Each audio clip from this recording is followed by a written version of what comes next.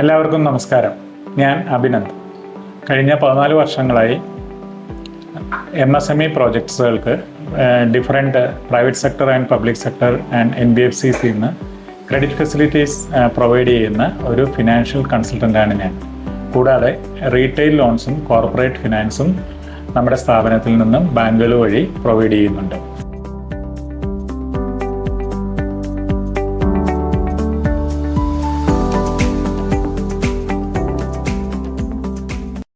നമ്മളെല്ലാവരും എപ്പോഴെങ്കിലും ബാങ്കിൽ നിന്ന് ലോൺ എടുക്കുന്നതിന് വേണ്ടി ശ്രമിച്ചിട്ടുണ്ടാവും. അത് ചിലപ്പോൾ ഹോം ലോൺ ആകാം, അല്ലെങ്കിൽ ചിലപ്പോൾ കാർ ലോണിനാകാം, അതും അല്ലെങ്കിൽ പേഴ്സണൽ ലോണോ ബിസിനസ് ലോണോ അല്ലെങ്കിൽ ക്രെഡിറ്റ് കാർഡിന് വേണ്ടിയാകാം. അപ്പോഴൊക്കെ നമ്മൾ ബാങ്കിൽ നിന്ന് കേൾക്കുന്ന ഒരു കാര്യമാണ്, നിങ്ങളുടെ നല്ല സിബിൽ സ്കോറാണ്, അതുകൊണ്ട് നല്ല റേറ്റ് തരാം, അല്ലെങ്കിൽ പെട്ടെന്ന് തന്നെ ലോൺ ശരിയാക്കി തരാം എന്ന് പറയും. അതല്ലെങ്കിൽ ചിലപ്പോൾ കേൾക്കാം, നിങ്ങളുടെ സ്കോർ വളരെ മോശമാണ്, സിബിൽ സ്കോർ വളരെ മോശമാണ്, അതുകൊണ്ട് ലോൺ നിങ്ങൾക്ക് എടുക്കാൻ സാധിക്കില്ല എന്നൊക്കെ.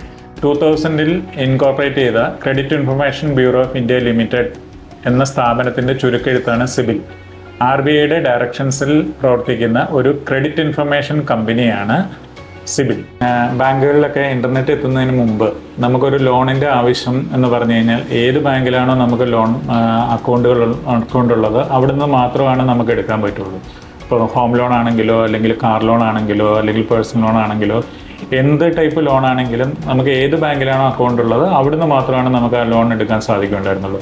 പിന്നീടാണ് ഇൻ്റർനെറ്റ് ബാങ്കിങ്ങിലോട്ട് വന്നു. ആ സമയത്ത് ബാങ്കുകളിലൊക്കെ നമുക്കറിയാം ഇതുപോലെ എനിവെയർ ബാങ്കിങ്, അതായത് ബാങ്കിൻ്റെ ഒരു അക്കൗണ്ടിൽ നിന്ന് തന്നെ നമുക്ക് ക്യാഷ് ഡെപ്പോസിറ്റോ അല്ലെങ്കിൽ ചെക്ക് ട്രാൻസ്ഫറോ കാര്യങ്ങളൊക്കെ അതിൻ്റെ തന്നെ വേറെയുള്ള ബ്രാഞ്ചുകളിലോട്ടൊക്കെ നമുക്കത് മാറ്റാനും കാര്യങ്ങൾക്കൊക്കെ പറ്റി. ആ സമയത്തും ആദ്യകാലത്തൊക്കെ ഈ ലോണുകൾ എന്ന് പറയുന്നത് നമുക്ക് ഏത് ബാങ്കിലാണോ ആ ബാങ്കിൽ നിന്ന് മാത്രമാണ് നമുക്ക് എടുക്കാൻ പറ്റിയിരുന്നുള്ളൂ.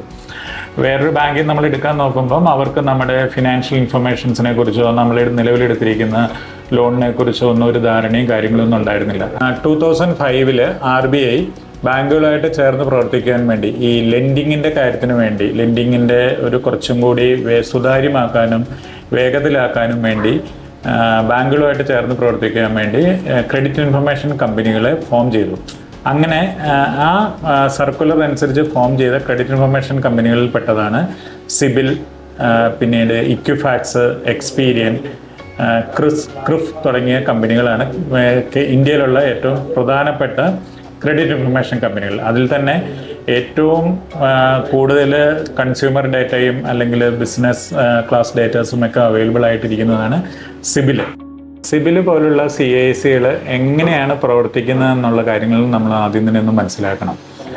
റിസർവ് ബാങ്ക് ഓഫ് ഇന്ത്യ അവരുടെ മെമ്പർ ബാങ്ക്സിനെ, അതായത് നമ്മുടെ ഇവിടുത്തെയുള്ള എല്ലാ ബാങ്കുകളെയും അതുപോലെ തന്നെ NBFCകളെയും അതെടുത്തും ഡയറക്ഷൻ കൊടുത്തിട്ടുണ്ട്.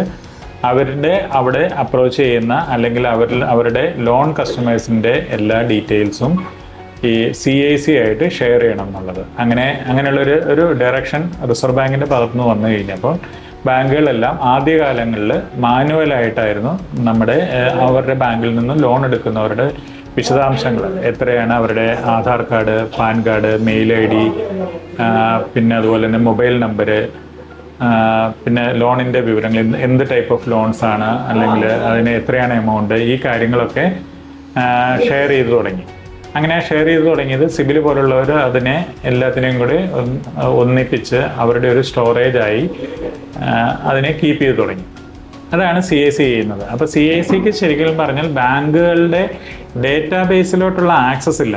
ഈ ബാങ്കുകളുടെ ഡേറ്റാബേസിലോട്ടുള്ള ആക്സസ് ഇല്ല. പക്ഷെ മറിച്ച് ബാങ്കുകൾ അവരുടെ ഇൻഫർമേഷൻസ് എന്ന് പറഞ്ഞു കഴിഞ്ഞാൽ ഒരാളുടെ ലോണിൻ്റെ വിവരങ്ങളും അവരുടെ KYCയുടെ ഡീറ്റെയിൽസും അല്ലെങ്കിൽ അവരുടെ മൊബൈൽ നമ്പർ, അതിൻ്റെ ലോണിൻ്റെ ടൈപ്പ് ഓഫ് ലോണ്, എമൗണ്ട്, ഇത് മാത്രമാണ് ഒരു CIC എന്നുകൊണ്ട് ഞാൻ ഉദ്ദേശിക്കുന്നത് സിബിൽ, അതുപോലെ തന്നെ ഇക്വിഫാക്സ്, എക്സ്പീരിയൻ തുടങ്ങിയ ഇന്ത്യയിലുള്ള എല്ലാ CICകളുമായിട്ട് അവർ ഷെയർ ചെയ്യും. ഈ പറഞ്ഞ കാര്യങ്ങൾ വളരെ നമ്മൾ ശ്രദ്ധിക്കേണ്ട ഒരു കാര്യമാണ്. അതായത് സിബിലിന് ഒരിക്കലും ബാങ്കുകളുടെ ഡേറ്റാബേസിലോട്ട് അവർക്ക് ആക്സസ് ഇല്ല. മറിച്ച് ബാങ്കുകളാണ് സിബിൽ പോലുള്ള ക്രെഡിറ്റ് ഇൻഫർമേഷൻ കമ്പനികൾക്ക് ഡേറ്റാസ് ഷെയർ ചെയ്യുന്നത്. അപ്പോൾ ഇവിടെ തന്നെ നമുക്ക് മനസ്സിലാക്കേണ്ട ഒരു കാര്യം എന്താണെന്ന് വെച്ച് കഴിഞ്ഞാൽ, നമ്മൾ ഈ പോസ്റ്ററുകളിൽ കാണില്ലേ നിങ്ങളുടെ സിബിൽ സ്കോർ ശരിയാക്കി തരാം എന്ന് പറയുന്നത്. അപ്പോൾ ആ സിബിൽ സ്കോർ ശരിയാക്കി തരാം എന്ന് പറയുന്നത് എങ്ങനെയാണ് ആ സിബിൽ സ്കോർ അപ്പോൾ ശരിയാക്കി തരാൻ പറ്റുന്നത്? കാരണം ഈ സിബിലിനെ പോലുള്ള ഒരു കമ്പനിക്ക് ഒരിക്കലും ബാങ്കുകളുടെ ഡേറ്റാബേസിലോട്ട് ആക്സസ് ഇല്ല. അപ്പോൾ രണ്ട് തരത്തിലാണ് സിബിൽ റിപ്പോർട്ട് വരുന്നത്. ഒന്ന് കൺസ്യൂമർ സിബിൽ റിപ്പോർട്ടെന്നും അതുപോലെ തന്നെ കമ്പനികളുടെ സിബിൽ റിപ്പോർട്ട് നമ്മൾ കമേഴ്സ്യൽ സിബിൽ റിപ്പോർട്ടെന്നും പറയുന്നുണ്ട്. ഈ കൺസ്യൂമർ സിബിൽ റിപ്പോർട്ട് അല്ലെങ്കിൽ ആളുകളുടെ സിബിൽ റിപ്പോർട്ട് എന്ന് പറയുന്നത്, ആ സിബിൽ റിപ്പോർട്ട് ഒരു 300 to 900 എന്നുള്ള ഒരു പാറ്റേണിലാണ്. അതായത് ഏറ്റവും ലോവസ്റ്റ് സ്കോർ എന്ന് പറയുന്നത് 300, അത് ഏറ്റവും ഹയസ്റ്റ് സ്കോർ എന്ന് പറഞ്ഞു കഴിഞ്ഞാൽ 900 എന്നാണ് ഉദ്ദേശിക്കുന്നത്. നോർമലി ബാങ്കുകളുടെ ഒരു ബേസിക് ആയിട്ടുള്ള ഒരു ബെഞ്ച് മാർക്ക് റേറ്റ് എന്ന് പറയുന്നത് 700 ആണ് എല്ലാ ലോണുകൾക്കും പറയുന്നത്. അത് 700, 750 ഈ ഒരു റേഞ്ചിലാണ് ബാങ്കുകൾ ഒരു ഡിസൈറബിൾ ക്രെഡിറ്റ് സ്കോർ ആയിട്ട് പറയുന്നത്.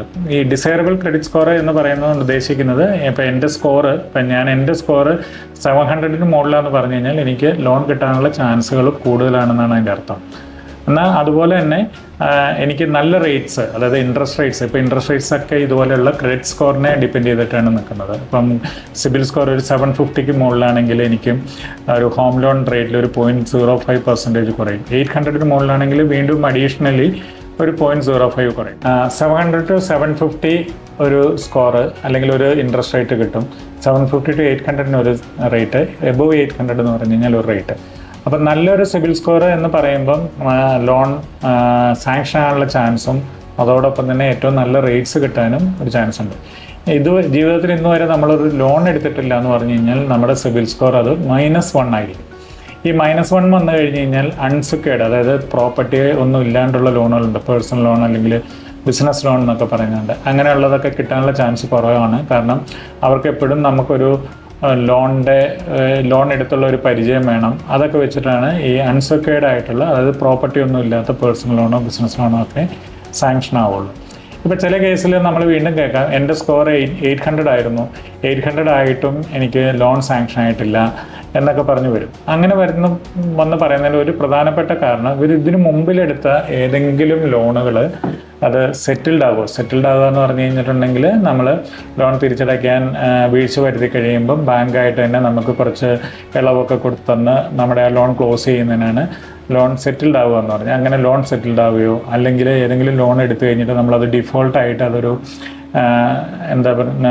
ലീഗൽ നടപടികളിലോട്ട് കടക്കുകയും ഒക്കെ ചെയ്യുമ്പോൾ സ്യൂട്ട് ഫയൽഡ് എന്നൊക്കെ പറഞ്ഞു വരും. അങ്ങനെയുള്ള കാര്യങ്ങളിലൊക്കെ നമുക്ക് മുൻ വർഷങ്ങളിൽ, അതായത് ഇപ്പോൾ ഒരു 10 വർഷം മുമ്പൊക്കെ ഉള്ള കേസുകൾ ഇപ്പോഴും അത് സെറ്റിൽഡോ അല്ലെങ്കിൽ സ്യൂട്ട് ഫയൽഡോ എന്നൊക്കെ പറഞ്ഞ് നമ്മുടെ സിബിൽ റിപ്പോർട്ടിലുണ്ടെങ്കിൽ, അത് കഴിഞ്ഞിട്ടെടുത്ത നമ്മുടെ ലോണുകളൊക്കെ കറക്റ്റായിട്ടാണ് അടയ്ക്കുന്നെങ്കിൽ പോലും നമ്മുടെ പാസ്റ്റ് ഹിസ്റ്ററിയിൽ ഇതുപോലൊരു സെറ്റിൽമെൻറ്റ് ഇഷ്യൂ അല്ലെങ്കിൽ സ്യൂട്ട് ഫയൽഡ് ഇഷ്യൂ ഉണ്ടെന്നും പറഞ്ഞു കഴിഞ്ഞിട്ട് ചില ബാങ്കുകൾ അവിടുത്തെ ക്രെഡിറ്റ് മാനേജറിൻ്റെ അല്ലെങ്കിൽ അതിൻ്റെ സാങ്ഷൻ അതോറിറ്റിയുടെ ഡിസ്ക്രിപ്ഷനാണ് അത് എങ്ങനെ അത് സാങ്ഷൻ ആക്കണോ വേണ്ടയോ എന്നുള്ള കാര്യം. അതുപോലെ തന്നെ ഇങ്ങനെയുള്ള ഒരു സെറ്റിൽമെൻറ്റോ അല്ലെങ്കിൽ സ്യൂട്ട് ഫയൽഡോ ഒക്കെ ആണെങ്കിൽ ചില ബാങ്കുകളിൽ അവർക്ക് ലോക്കൽ ലെവലിൽ ഇവിടെ സാങ്ഷൻ ആകുന്ന ലോൺസ് നമ്മുടെ സിബിൽ റിപ്പോർട്ടിൽ ഇങ്ങനെ ഒരു ഇഷ്യൂ ഉണ്ടെങ്കിൽ ഇവർക്ക് ആർക്കും ഇവിടെ സാങ്ഷൻ ചെയ്യാൻ അവരുടെ സെൻട്രൽ ഓഫീസിലോട്ട് പോവുകയും അത് കൂടുതൽ സമയം എടുക്കുകയൊക്കെ ചെയ്യും. അപ്പം സിബിൽ സ്കോർ 800 ഉണ്ടെന്ന് ഓർത്തുകൊണ്ട് ഒരിക്കലും അത് നമ്മളെ ലോൺ സാങ്ഷൻ ആയി എന്നുള്ളതിൻ്റെ ഒരു 100% ഉറപ്പല്ല തരുന്നത്. നമ്മുടെ റീപേയ്മെൻറ്റ് ഹാബിറ്റിനെയും നമ്മുടെ ക്രെഡിറ്റ് ഹിസ്റ്ററിയും എങ്ങനെയുണ്ടെന്ന് നോക്കാനുള്ള ഒരു ക്വാണ്ടിറ്റേറ്റീവായിട്ട് ഒന്ന് മെഷർ ചെയ്യുന്ന കാര്യമാണ് സിബിൽ എന്ന് പറയുന്നത്. അപ്പം നല്ല സിബിൽ സ്കോർ ഉണ്ടെങ്കിൽ നമുക്ക് ലോൺ കിട്ടാനുള്ള ചാൻസ് കൂടുവാണ്. അതോടൊപ്പം തന്നെ നമുക്ക് പാസ്റ്റ് ക്രെഡിറ്റ് ഹിസ്റ്ററിയിൽ എവിടെയെങ്കിലും നമ്മൾ ഇതുപോലുള്ള ഡിഫോൾട്ട്സോ കാര്യങ്ങളൊക്കെ വരുത്തി കഴിഞ്ഞ് കഴിഞ്ഞിട്ടുണ്ടെങ്കിൽ, ഈവൻ ദോ നമ്മുടെ റേറ്റ്സ്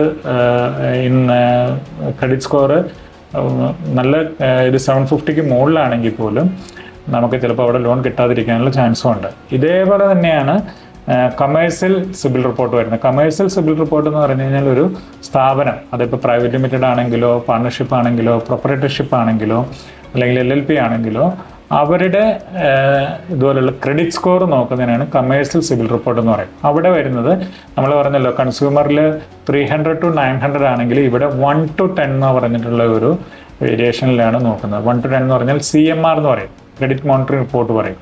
അത് CMR 1 ആണെങ്കിൽ ഏറ്റവും നല്ല റേറ്റും CMR 10 ആണെങ്കിൽ ഏറ്റവും മോശം റേറ്റിംഗുമാണ്. നമ്മൾ മുമ്പേ പറഞ്ഞതുപോലെ തന്നെ ഒരു 700-ന് മുകളിലോട്ടാകുമ്പോൾ നമുക്ക് ലോൺ കിട്ടാൻ ചാൻസ് ഉണ്ടെന്ന് പറയുന്ന പോലെ തന്നെ ഇവിടെ CMR 5 അതിന് താഴേക്കുമാണെങ്കിൽ ലോൺ കിട്ടാനുള്ള ചാൻസുകൾ കൂടുതലാണ്. ഈവൻ നമുക്കിപ്പോൾ ഒരു എക്സിസ്റ്റിംഗ് ക്രെഡിറ്റ് ഫെസിലിറ്റി ഒരു ബാങ്കിലുണ്ട്, അവിടുന്ന് മറ്റൊരു ബാങ്കിലോട്ട് അത് മാറ്റണമെന്നുണ്ടെങ്കിൽ പോലും ഏറ്റവും ഒരു ക്രൂഷ്യൽ ആയിട്ടുള്ളൊരു ഡിസിഷൻ ഫാക്ടർ വരുന്നതാണ് ഈ CMR ഡാറ്റ. CMR ഡാറ്റ എന്ന് പറഞ്ഞാൽ നമ്മുടെ സിബിൽ CMR സ്കോർ CMR 5 അതിന് താഴേക്കോ ആണെങ്കിൽ മാത്രമാണ് ഒരു ബാങ്കിൽ നിന്ന് വേറൊരു ബാങ്കിലോട്ട് അവരുടെ പോളിസി അനുസരിച്ച് മാറ്റാൻ പറ്റുള്ളൂ. അപ്പം അത് കമേഴ്ഷ്യലിലാണെങ്കിലും അല്ലെങ്കിൽ കൺസ്യൂമറിലാണെങ്കിലും ആ സിബിൽ സ്കോർ അല്ലെങ്കിൽ ക്രെഡിറ്റ് സ്കോർ എന്ന് പറയുന്നത് ഒരു ഡിസിസീവ് ആയിട്ടുള്ള ഫാക്ടറാണ് നമുക്ക് ലോൺ കിട്ടാനും കിട്ടാതിരിക്കാനും. പക്ഷേ അതൊരു എൻ്റെ സിബിൽ സ്കോർ നല്ലതാണ്, അല്ലെങ്കിൽ 800 ആണ് എന്ന് പറഞ്ഞു കഴിഞ്ഞാൽ എനിക്ക് എൻ്റെ ലോൺ സാങ്ഷൻ ആണോ എന്ന് നമുക്ക് വാശി പിടിക്കാനും പറ്റില്ല. കാരണം അതിൻ്റെ പിന്നിലുള്ള കുറച്ച് ഫാക്ടേഴ്സാണ്. പാസ്റ്റ് ക്രെഡിറ്റ് ഹിസ്റ്ററിയിൽ എവിടെയെങ്കിലുമൊക്കെ നമ്മൾ ഡിഫോൾട്ട്സും കാര്യങ്ങളും വരുവാണെങ്കിൽ അതും നോക്കിയിട്ട് മാത്രമാണ് നമുക്ക് ഇതിനകത്ത് ഒരു ക്രെഡിറ്റ് ഡിസിഷൻ വരുള്ളൂ. ഇതുപോലെ തന്നെ എടുക്കുന്നതാണ് പല ബാങ്കുകളും. ഇപ്പം ക്രിഫിൻ്റെ റിപ്പോർട്ട്സ് എടുക്കുന്നുണ്ട്, അതുപോലെ തന്നെ എക്സ്പീരിയൻ റിപ്പോർട്ട് എടുക്കുന്നുണ്ട്. ചില ബാങ്കുകൾ സിബിലിനോടൊപ്പം തന്നെ ഈ എക്സ്പീരിയനും ക്രിഫും അങ്ങനെയുള്ള റിപ്പോർട്ട്സും കൂടെ എടുത്തിട്ട് അത് കമ്പയർ ചെയ്തിട്ടൊക്കെയാണ് ചെയ്യുന്നത്. ഇതാണ് സിബിലിനെ സംബന്ധിച്ചിടത്തോളം പറയാനുള്ളത്.